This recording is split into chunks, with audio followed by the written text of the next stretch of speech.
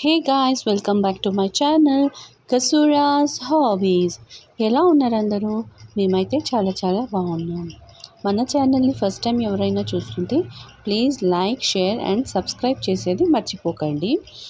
ఈరోజు అయితే నాకు ఎందుకో థ్రోట్లో కిచ్ అవుతుంది. సో నాకు కోల్డ్ అయినట్లుంది. సో దానికి నేనైతే ఒక స్పైసీ మిల్క్ అయితే తాగాలి అనుకుంటున్నాను. అందరూ చేసుకునేది తెలిసి ఉంటుంది, కానీ ఇది మా మమ్మీ చేస్తూ ఉండే, సో అది గుర్తుకొచ్చి చేసుకుంటున్నాను. సో ఇక్కడైతే పెప్పర్స్ కొన్ని దీంట్లో వేసి దంచి నైస్గా కాకుండా ఒక రకంలో పొడి చేసుకొని పెట్టుకున్నాను. ఒక బౌల్లోకి తీసుకున్నాను. ఇక్కడ 1 ఇంచ్ అంతా అల్లం అయితే దంచి దాన్ని పక్కన పెట్టుకున్నాను. ఇక్కడ మా ఇంట్లో ఎవరు తాగరు కాబట్టి నాకు ఒక్కదానికే 2 గ్లాసెస్ మిల్క్ అయితే వేసుకొని దాంట్లో కొంచెం వాటర్ అయితే యాడ్ చేస్తున్నాను.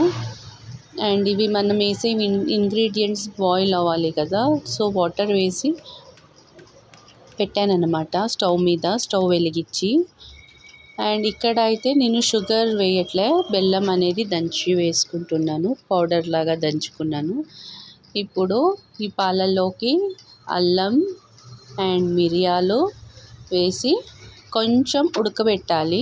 మన దీని ఫ్లేవర్స్ అన్నీ అండ్ దీని ప్రాపర్టీస్ అన్నీ మనకి మిల్క్లో మిక్స్ అవ్వాలన్నమాట. సో ఒక 5 మినిట్స్ బాయిల్ చేసుకుంటాను నేను.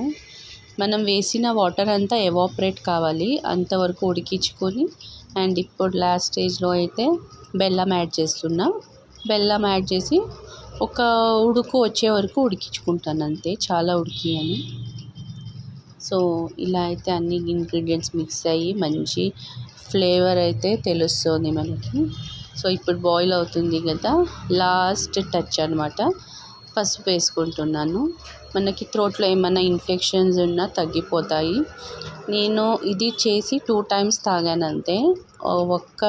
ఒక్క నైట్లోనే నాకు థ్రోట్ అనేది క్లియర్ అయిపోయింది, లేకుంటే దగ్గు చాలా వస్తూ ఉండే. సో అలా అనేసి ఈ మిల్క్ అయితే చేసుకొని తాగాను.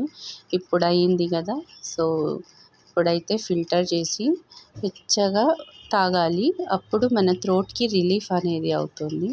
అండ్ ఇది న్యాచురల్ రెమెడీ కాబట్టి ఇంట్లో ఉన్న ఐటమ్స్తోనే మనం చేసుకోవచ్చు.